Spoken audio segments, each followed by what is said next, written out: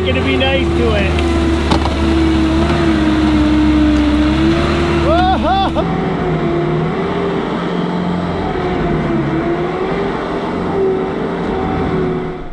Yeah, you think you can do it?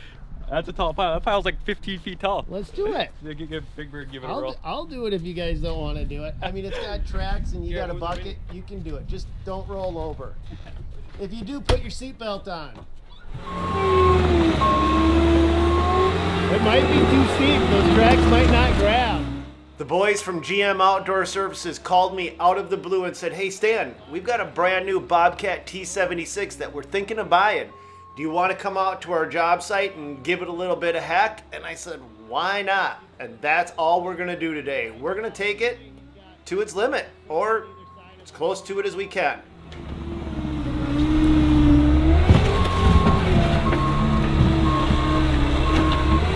I don't know how far back, I don't know how far in he can go, Garrett, so I don't want him to get in trouble that way.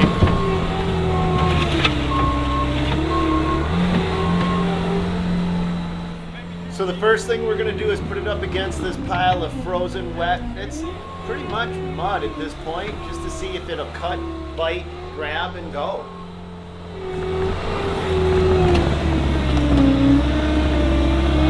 He's making that way. We'll come back to the hill in a minute. We're going to bounce over to another spot and just see how well the Bobcat rides over fairly rough ground.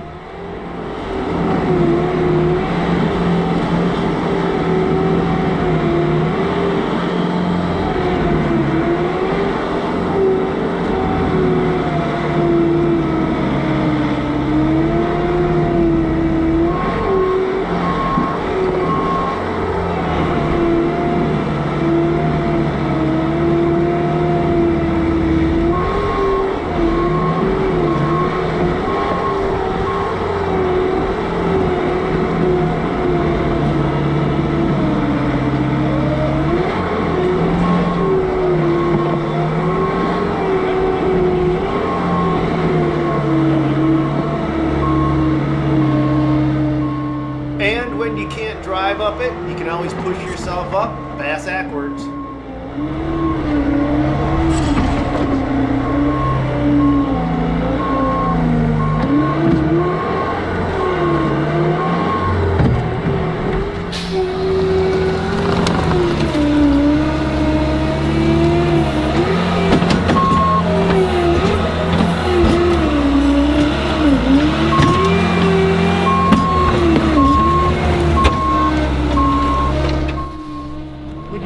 I told you my ASV could do it? No, maybe it would. It has a... That's pretty hard packed stuff, and it's wet on the top. It's froze, I think, still too. Oh, it's frozen in the middle? Yeah. Probably on the side where it ain't getting sun. You want me to keep trying? No, let's do something else. I just think that it's a little bit too much for it. So, is that your site over there? Every site's our site. Oh, well, let's grab some dirt. Let's see how it does through the deeper mud. Yeah, go try it through the deeper mud.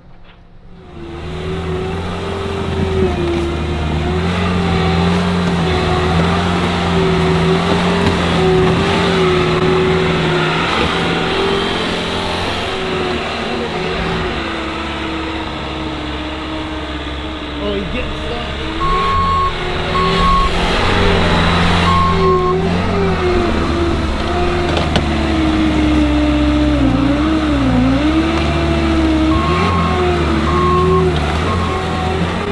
Going to be nice to it.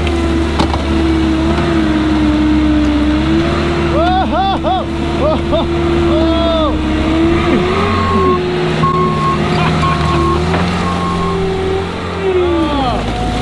I don't know how this is a chair with balls that big.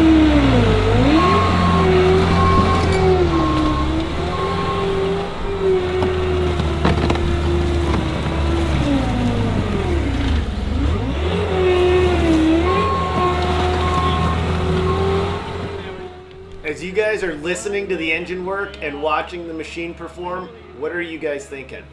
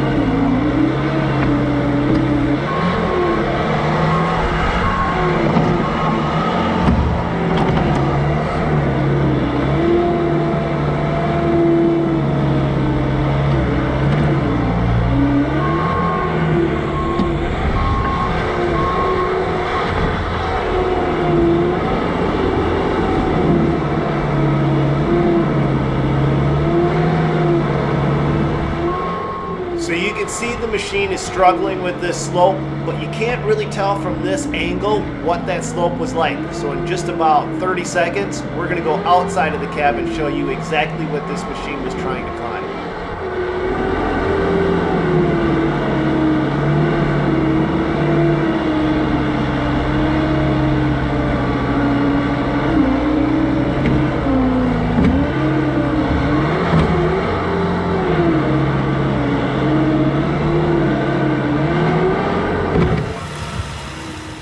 So right about here, I'm gonna guess every armchair quarterback that thinks they know how to run a skid loader is screaming at their screen, well, it would make that slope if you put a bucket of dirt on it. And they may or may not be right, but that wasn't the goal of this video. The goal was to show what this machine can do, bare bones, set up, taking into consideration the weight and balance, the way it's designed right out of the factory.